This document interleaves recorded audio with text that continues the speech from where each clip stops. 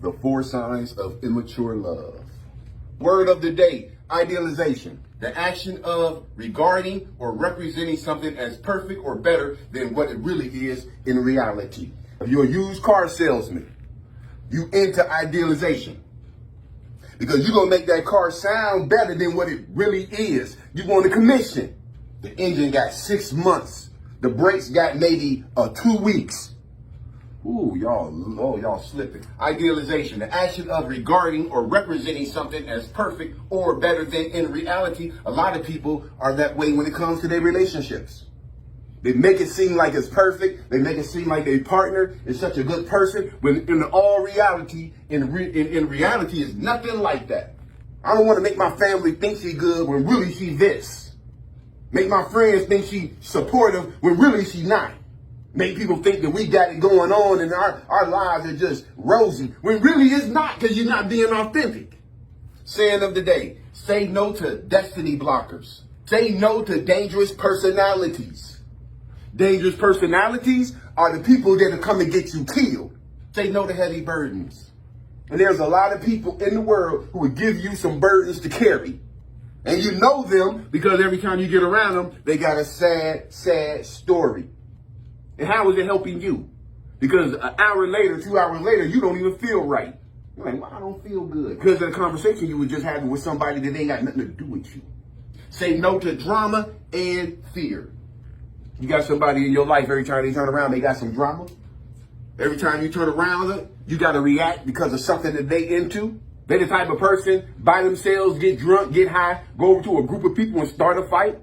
This talk is for educational purposes only and is not a substitute for professional guidance, advice, treatment, or diagnosis. If you or someone you know has experienced a mental health crisis, substance use or abuse, or suicidal thoughts, dial 988. 988 is available 24/7 nationwide and staffed by trained crisis counselors who are just a text or a call away. Being in a healthy relationship could be one of the most fulfilling experiences to have. And regardless of how things end, they open up parts of ourselves and our hearts that perhaps we didn't dare to explore or didn't think existed. All relationships and feelings have stages that may not be completely mature types of love, and that's okay. There are many kinds of love, and here are some ways to understand if what you're feeling is mature or immature. The 4 signs of immature love. First one, number 1, idealization versus acceptance. Going back up here to idealization. Idealization is the action of regarding or representing something as perfect or better than in reality. So we all start off in the idealization stage. Your person that you dating, when you first meet them, they can't do no wrong. When you meet them, you got a honeymoon period. They crossing boundaries, but that's okay because they don't really know you. You don't really know them. You're still getting to know them. You got a honeymoon period. But then what happens is when it's a healthy relationship, it goes from the idealization phase to the acceptance phase. Because as you get to know somebody, you begin to start seeing chinks in the armor. You start seeing where they're weak at. You start seeing where they fail at. All relationships start off in the idealization stage, man. But then eventually you head into the acceptance stage where you accept the person for who they are. You accept them for their faults. Because they're not perfect, and guess what? You are not perfect either. You ain't gonna never find somebody perfect, and you ain't gonna never find a perfect relationship. Good, healthy relationships take work. If you want a healthy relationship, you have to be intentional while you in the relationship. How many times people done broke up with somebody or somebody done left you, now all of a sudden you being considerate. Well, you should be intentional and considerate while you in it. When we enter a relationship or start liking someone, everything feels new and exciting, and you love and admire the other person's traits and attributes and find it hard to find faults. There's nothing wrong with idealizing your partner or crush, and it's a natural and necessary part of being in love. But the purpose of love and relationships, let's go.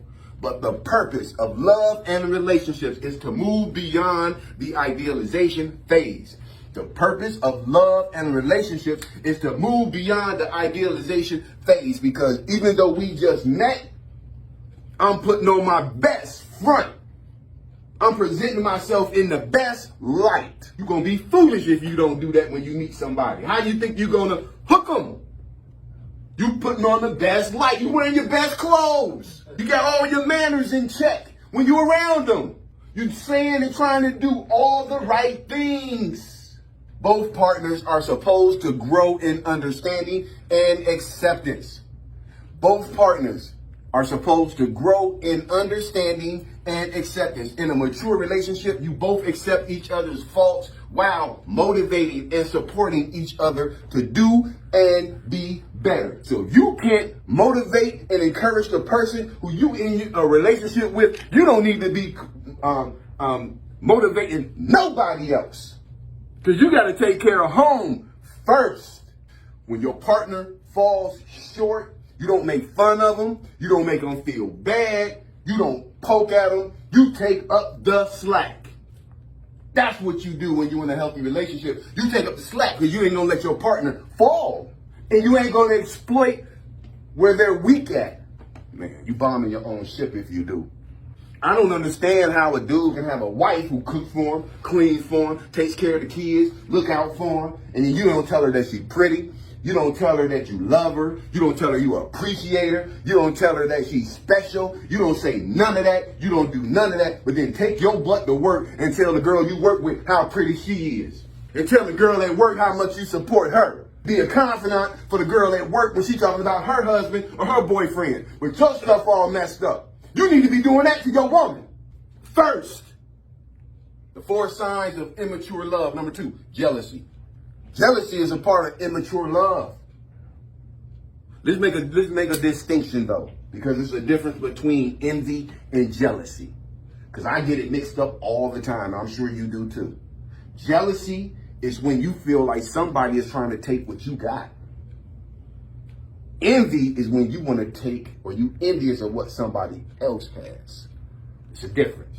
Jealousy, somebody want to take what's mine. That's why I'm jealous when I see the dude in my wife's face or my girlfriend face talking to her. I get jealous because he's trying to take my wife. He's trying to get my woman's attention.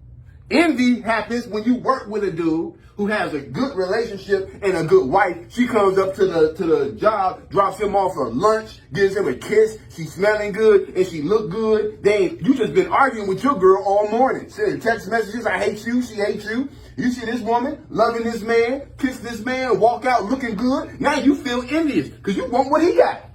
Y'all see the difference? Let's get into it. Jealousy. Many people look down on jealousy in a relationship and many think of it as an unattractive trait in ourselves or our partners. But jealousy that is healthy and not obsessive. See, what makes jealousy unhealthy is when it becomes obsessive. And not obsessive may be an unfulfilled desire. Don't you know it's a bunch of men jealous of their woman's children? Don't you know it's men jealous of their own children? She see her over there fixing his food and when you get done eating, baby, I'm gonna put your clothes on and then I'm gonna walk you out to. You ain't gotta do all that for him. What you doing? Let him grow up. But jealousy that is healthy and not obsessive may be an unfulfilled desire. Oh man, I wonder if that went over y'all head. I don't know though. I'm gonna find out. In a relationship, these unexpected desires are not material things. They may be emotional needs that you have. So when you find yourself feeling jealous about something in your relationship, figure out what your unfulfilled desire is. And once you figure that out, talk to your partner. It's always best to talk instead of letting your jealousy fester, because unresolved jealousy can create destructive patterns or distance in your relationship. Because you're going to turn somebody off. You keep accusing them of something. You're going to turn somebody off, man, if them feeding the kids is a problem. 4 signs of immature love. Number 3, stability. Let me say this before I jump into stability. Particularly with women, that's very, very important in a relationship. It's important for men too, though. We got to be stable in a relationship too, but especially for women. What I mean by stability is if y'all have an argument, and just from the argument, I'm done, I'm out, I'm done, I'm leaving you. Start grabbing your clothes. There's no stability. We have a disagreement and you don't talk to me for 3 days just because we had a disagreement. There's no stability in the relationship. We should be able to have a disagreement and we still love each other. We should be able to have a fight and argument, because this is how ain't nothing wrong with fights and arguments. This is how you communicate during fights and arguments. I don't care what kind of argument we having. I'm not calling you out your name. I don't care what kind of fight or argument we have. I'm not putting my hands on you. Those are just my rules. We can argue, and even with that, man, there's certain levels of tonality I'm not going to be doing. I'm not going to be screaming to the top of my lungs at you. And if it gets to the point where we screaming, shouting, and yelling, time out. Because you got to have a stability in your relationship. Something goes wrong, now all of a sudden the relationship in jeopardy. It's time to look for another situation. A mature relationship needs to be stable, and both of you need to be on the same page and share similar goals and similar intentions. Y'all got to have similar goals, man. If I meet you and you want kids, but I don't want kids, that's a problem. If I meet you and I'm a spiritual person and you don't believe in God at all, that could be a problem. I believe in work ethic and working hard, and you believe in just getting by, that can be a problem. Not just that, it says, what about your intentions? You got to have the same intentions when you go into the situation. I'm looking for a woman who I can be with, who I can love and pour my all into. Well, she's just looking for somebody to pay some bills. What are your intentions? Because if I'm looking for somebody to invest in, and all she's looking for is somebody to pay some bills for right now, we ain't on the same page, and we don't have similar intentions for each other. Woman might say, well, I'm looking to date to marry a husband. Well, I'm just dating to hit it and quit it. We don't have the same intentions. You need to get that established when you get together with somebody. Y'all feel what I'm saying? Because y'all got to be on the same page for it to work. Because if you ain't on the same page and she going in that direction, you going in that direction, how is that going to work? Because a house divided against itself can't what? Come on, somebody. A house divided against itself cannot stand. When you got drama in your house, when you have confusion in your house, toxicity in your house, man, let me tell you something. You don't never supposed to have that in your house. Know why? Because you got to deal with that when you leave it. And you don't know where you're going to run into some toxicity at when you leave your house. You might go to 7-Eleven to get you some gas and end up getting into a fight with somebody who didn't take their medication. Am I right? So when you go home, that's where you're supposed to find peace. Unless you was raised and your home wasn't peaceful. That's going to go over some heads, but I don't care. You hear me? Unless your home that you grew up in wasn't peaceful, you might not see your home as peace. But when I go into the house and I close the door, I'm shutting the world out. During the early stages of a relationship, everything moves fast. It feels passionate and dramatic, and red flags and boundaries are ignored. But at this point, neither of you fully know each other. You only know the best parts of each other because when we meet somebody, we put our best foot forward. You only know the best parts of each other, and as you get to know, understand, and mature in love, the dynamics of the relationship shift. As a result, you feel more stable in your love that you share. The 4 signs of immature love, the final one, number 4, support. Yeah.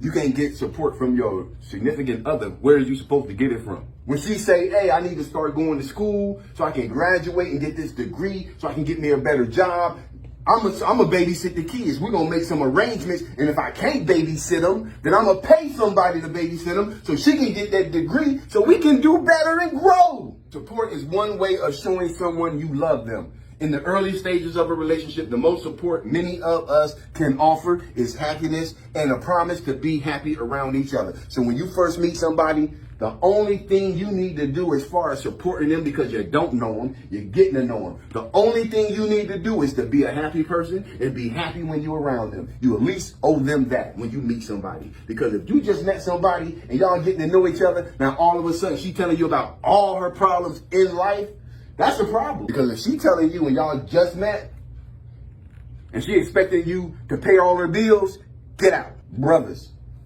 you met a woman, and just for the simple fact of the pleasure of having her company, you got to pay a bill.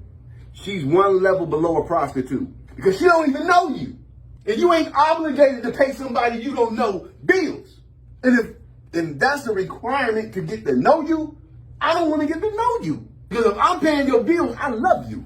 As the relationship grows, you both open up to each other and become more vulnerable with each other, and eventually you both open up to each other, confiding and supporting one another through difficult times. The support and understanding motivate both partners to endure the adversities either of you might face.